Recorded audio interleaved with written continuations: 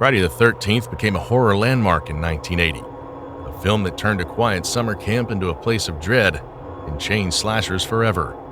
What played out on screen was terrifying enough, but behind the cameras there were real dangers, eerie coincidences, and choices that gave birth to a franchise dripping with fear. And just wait until you hear what really happened during one of the kills. The deeper you look, the scarier the film becomes. So without further ado, let's get right into it. Number 1, the actress that played Alice was tormented by a real-life stalker. Adrienne King, who brought Alice Hardy to life as the final girl of Friday the 13th, carried the terror long after the camera stopped rolling. Following the film's release, she became the target of a stalker who invaded her privacy in frightening ways. The obsession escalated until her safety was at real risk, and it left her shaken. When the sequel was offered, she agreed to appear only briefly, her role written to end quickly. For years, she stepped away from the spotlight, choosing safety and privacy over a Hollywood career. Fans still remember her as the heroine who fought off Pamela Voorhees, but behind that legacy is the chilling reality of how fame made her vulnerable to danger more unsettling than anything at Camp Crystal Lake. Number 2, a real snake was killed on the set. In one of the cabin scenes, the counselors stumble upon a snake slithering across the floor. What looks like a standard horror setup hides something far darker. The filmmakers brought in a real snake, and when the cameras rolled, the crew killed it right there on set. The actors had no warning, and their horrified reactions weren't performance at all. They were watching an actual animal die in front of them. Even for a production already known for gore and shock, this moment pushed the line between staged horror and real violence. Decades later, the scene still stands out as one of the most unsettling details of the shoot. Not because of effects or camera tricks, but because what audiences saw on screen was actually what happened in reality. Number 3, latex gore was baked at the same place campers dined at. Interestingly, the film's grisly effects were cooked in the same place the cast ate their meals. Special effects wizard Tom Savini had almost no budget, so he turned to the camp's kitchen ovens to bring his horrors to life.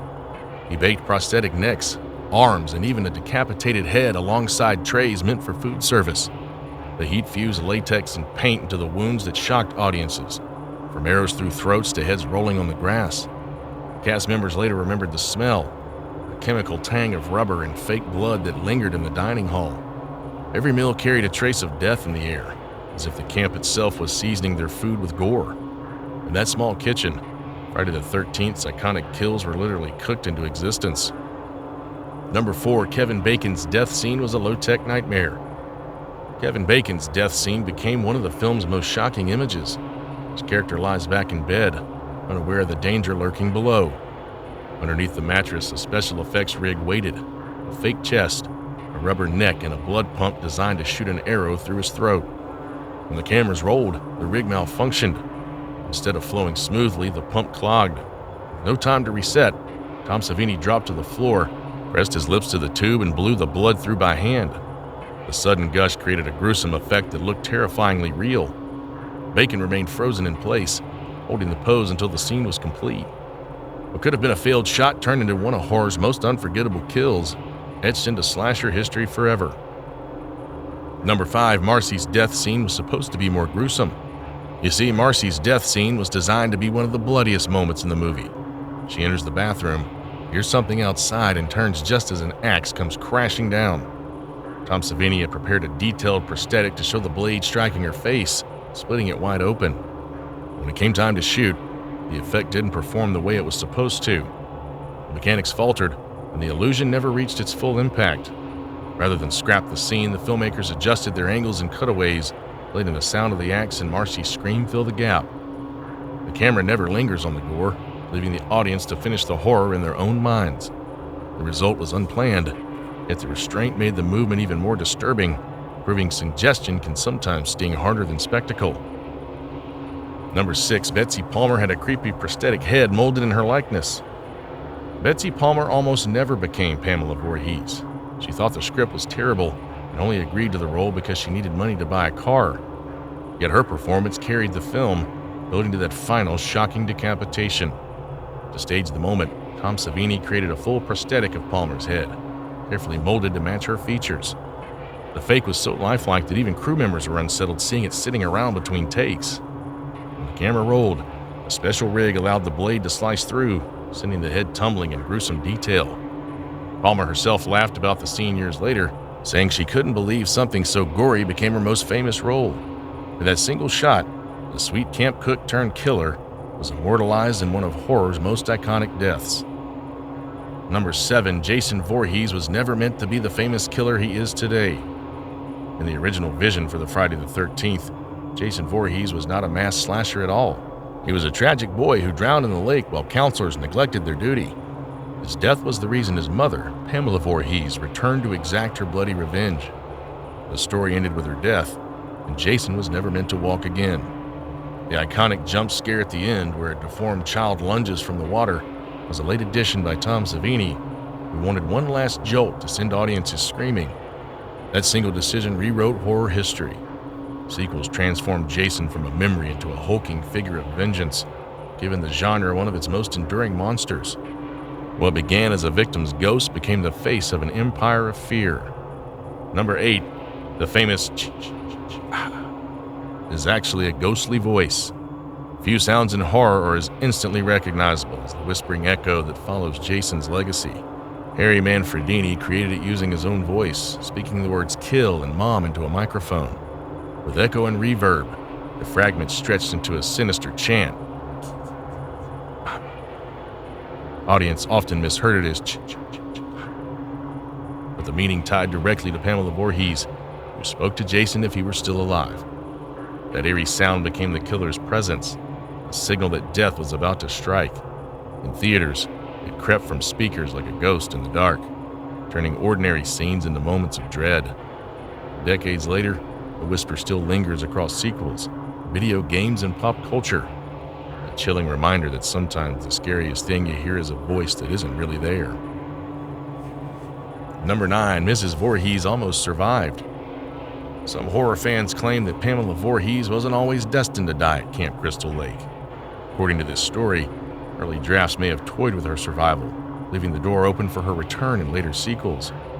No script has surfaced to prove it, but the rumor lingers, carried by the idea that Betsy Palmer's menacing performance was too strong to waste in one film.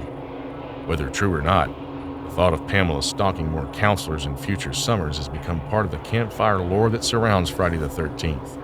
Number 10, the film title was a terrifying gamble. When Victor Miller first put pen to paper, the story carried a different name, A Long Night at Camp Blood. It was straightforward, raw, and descriptive, but it lacked the hook needed to grab attention. Sean Cunningham knew a title could make or break the movie, and he wanted something that would stick in the minds of audiences before they even saw a frame. He chose Friday the 13th, a name soaked in superstition and fear. To him, it was an event in itself, a date people already associated with bad luck and looming dread. The shift gave the project instant power, transforming a small slasher script into a brand that could sell tickets on the name alone. What began as a campfire tale became tied forever to a cursed day on the calendar. Number 11, the film was actually shot in freezing weather. Friday the 13th was supposed to look like an endless summer, but the production calendar told a different story. The crew filmed at Camp Novi Bosco in Blairstown, New Jersey during September and October. The campgrounds looked sunny on screen, yet the air was freezing. Actors wearing shorts and t-shirts were shaking between takes, their breath sometimes visible in the night scenes. That eerie fog rolling over the lake was the cold water reacting to crisp autumn air.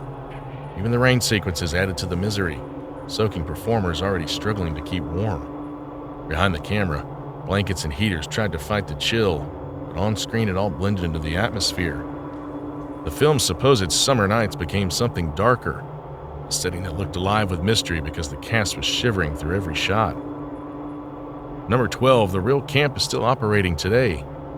The killings of Friday the 13th felt tied to a cursed place. The setting was very real. The movie filmed at Camp Novi Bosco, a functioning Boy Scouts camp tucked in Blairstown, New Jersey. To the crew, it was just another location. Rustic cabins, a quiet lake, and a dining hall. Once the film premiered, though, those simple structures became icons of horror. Fans later tracked the camp down, sneaking in to see where Kevin Bacon's bed scene was staged or where Alice faced Pamela Voorhees. Eventually, the camp embraced its eerie fame, offering official tours that sell out every season. Visitors can stand on the same dock where Jason leapt from the water, sleep in the bunks, and walked trails that once dripped with fake blood. The scouting camp turned into a shrine, haunted forever by its Hollywood alter ego. Number 13, the police were called to the set. With all the screaming, late-night activity, and staged violence around Blairstown, New Jersey, it's said that neighbors mistook the chaos for something real and alerted the police. While no official records confirm it, the tale has lived on among fans as proof that the line between performance and reality blurred on that chilly camp shoot. Number 14, Robbie Morgan's performance scared a local resident. Robbie Morgan set the tone for Friday the 13th as Annie, a bright-eyed counselor who never makes it to camp. Her roadside scenes may look simple, but her energy was so convincing that it rattled people beyond the cameras. Locals who weren't used to movie production stumbled across the filming and were shaken by the sight of Morgan in distress. Her performance carried such authenticity that it blurred the line between actress and victim, leaving bystanders unnerved long after the crew packed up. In a movie built on screams that felt too real, Morgan's work delivered one of the earliest chills, not only for audiences in theaters, but for those who accidentally witnessed the terror unfold in person. Number 15, the decapitation scene at the end could have been a real murder. Pamela Voorhees' shocking end gave Friday the 13th its most unforgettable moment. To achieve it, Tom Savini created a full replica of Betsy Palmer's head, complete with hair, bone, and skin texture so realistic it disturbed even the crew. During the climactic swing, the stunt performer brought the blade down with force while the prosthetic sat on a body double. For a split second, the illusion was so convincing that people on set later admitted it felt like watching an actual killing. The camera captured every frame, the head tumbling, the blood spraying, and the footage made its way into theaters unchanged. No murder ever happened, but the craftsmanship was flawless enough to convince those who saw it that they'd witnessed something truly lethal. And that's it. So, after all these decades, do you think the true curse of Friday the 13th lies in Jason's machete, or in the strange and terrifying truths behind how the film was made? Share your thoughts in the comments section below. If you thought Jason Voorhees was terrifying, wait till you hear the stories behind Freddy Krueger. Check out our 15 scary facts from A Nightmare on Elm Street You Didn't Know video. It's pure nightmare fuel you don't want to miss. Stay tuned for our next classic movie rewind.